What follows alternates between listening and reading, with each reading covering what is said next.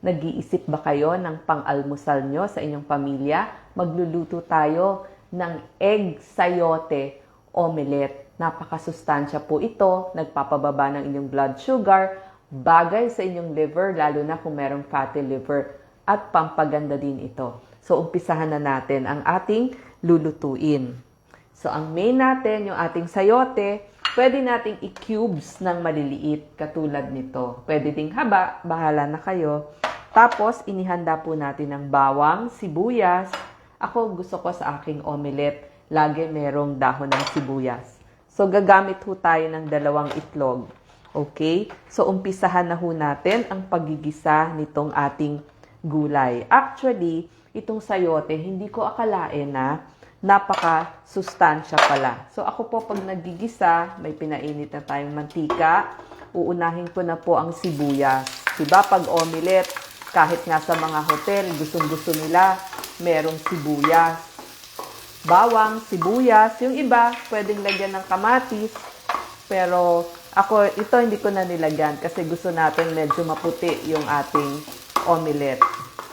Yan. Bahala na ho kayo kung gaano. So, ginamit ko itong non-stick natin na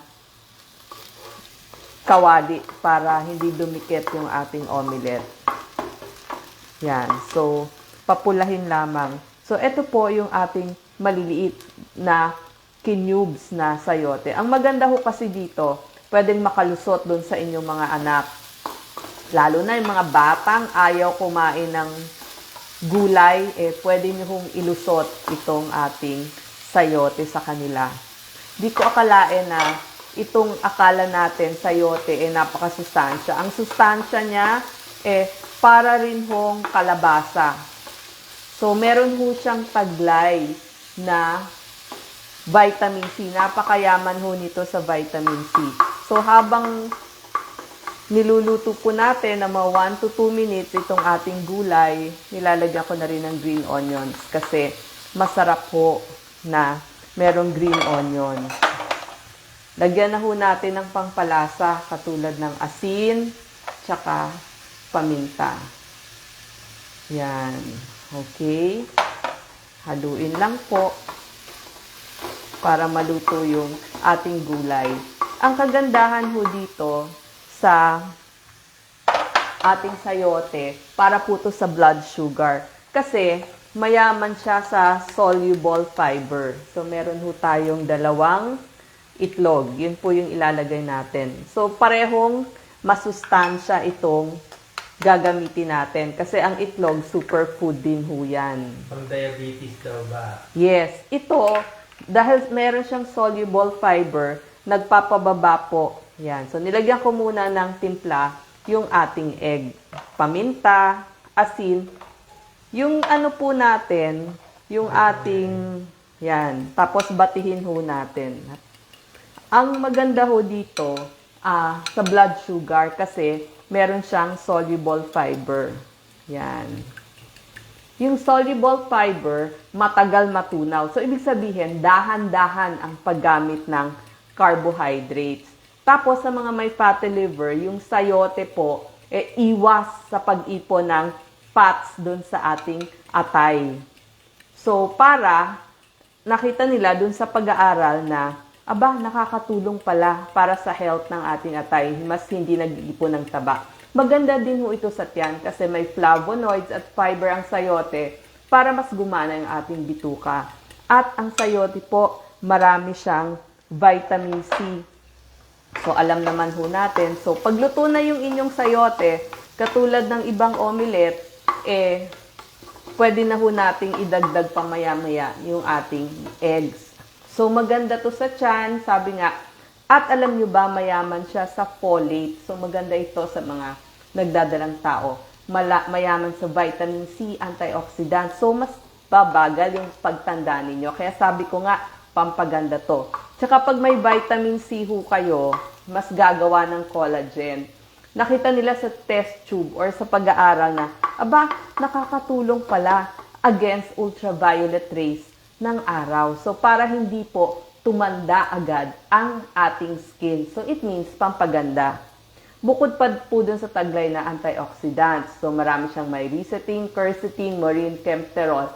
Tapos, itong simpleng sayote natin, ha, mayaman siya sa calcium, magnesium, potassium, phosphorus, zinc, copper, manganese, selenium, vitamin B, E, at saka K. Pwede daw ba sa diabetes ang sayote? Yes, di ba sabi ko nga dahil sa soluble fiber, nagpapababa hindi man nagpapababa, dahil matagal matunaw, dahan-dahan ng paggamit ng carbohydrate, so hindi mag-spike yung sugar nyo. So, pagluto na ho, yung inyong gulay, nakita na natin, luto na. Katulad ng ibang omelette, ilalagay na ho natin yung ating egg. Yan. Itong ating egg, ilalagay ho natin. Tapos, saka natin siya babaliktarin pamaya-maya, katulad ng ibang omelettes. Yan, di ba sa mga hotel or sa mga restaurant, pag nagpapagawa kayo ng omelette, ganyan. So, hayaan yung mabuo. Ito pong itlog, kumpleto din po sa sustansya. Actually, superfood ang itlog. Mura pa, makukuha nyo lahat ng pangangailangan nyo. Mataas yung kalidad ng protina ang nakukuha sa ating itlog. Kahit mura siya. Maganda po ito sa almusal, lalo na sa mga batang nag-aaral. Tapos dun sa ating mga seniors, laban sa sarcopenia o yung pagpayat o para hindi lumiit ang kanilang muscles. 1 to 2 eggs per day, pwede po. Yung choline, ito lang po ang isa sa mga pagkain mayaman sa choline para sa utak, sa nerve, sa buto. Tapos lahat ng yung vitamin A, D, E, K, vitamin B, phosphorus, calcium, potassium, iron, meron po. Sa anemic daw ba, bawal ang sayote? Hindi. Bakit siya magiging bawal? Maganda nga. Kasi itong niluto natin, parehong mayaman sa vitamin B. Kailangan nyo po ang vitamin B para sa paggawa ng red blood cell. Tapos, maganda din to sa mata kasi may lutein, zeaxanthin, tsaka vitamin A. Ito ang itlog, merong omega-3 fatty acid, nagpapababa ng triglyceride at nagpapaganda ng inyong cholesterol. So, malapit na ho natin siyang baliktarin. Tapos, alam nyo ba, yung duck egg, sabi nyo, anong pagkakaiba ng itlog ng manok sa itlog ng pato? Mas malaki lang po yung pula at saka yung puti ng itlog ng pato. So, it means, mas marami siyang protina. Yung itlog ng pugo naman, maliliit. Pareho din ho siya sa itlog ng manok. Kaya lang, di ba nakita natin sa itlog ng pugo, mas malaki yung pula ng itlog kaysa sa puti. Though, pareho lang. Yan. So, pag medyo luto na, ito po okay naman to sa high blood. Wala naman pong problema. So, yung iba, ang technique nila, pag gumagawa ng omelette, syempre gusto nila babaliktarin. Yan. So, yung iba, nilalagay muna sa plato. Tulad nitong gawa natin. Yan. Tapos, saka ibabalik. Okay. Yung iba mas luto Ako kasi gusto ko yung egg ko medyo malasado. Katulad nito. Yan. Tapos, saka niya ibabaliktad.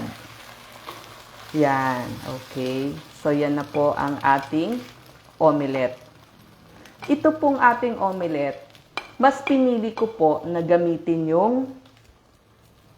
sayote. Though pwede rin po yung patatas. Hindi ba yung iba ginagawa patatas, yung iba naman green bell pepper, mushroom, halo-halo. So, any gulay pwede. Kahit nga yung mga broccoli, pwede din yung i-omelette. So, i-off nyo na kasi halos luto na rin po ito. Minsan gusto nyo yung omelette nyo mamasa-masa.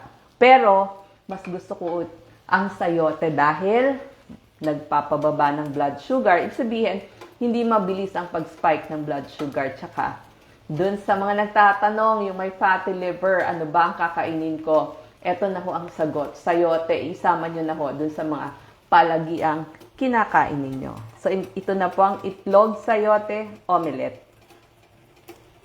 Yan. Okay, so maraming salamat po.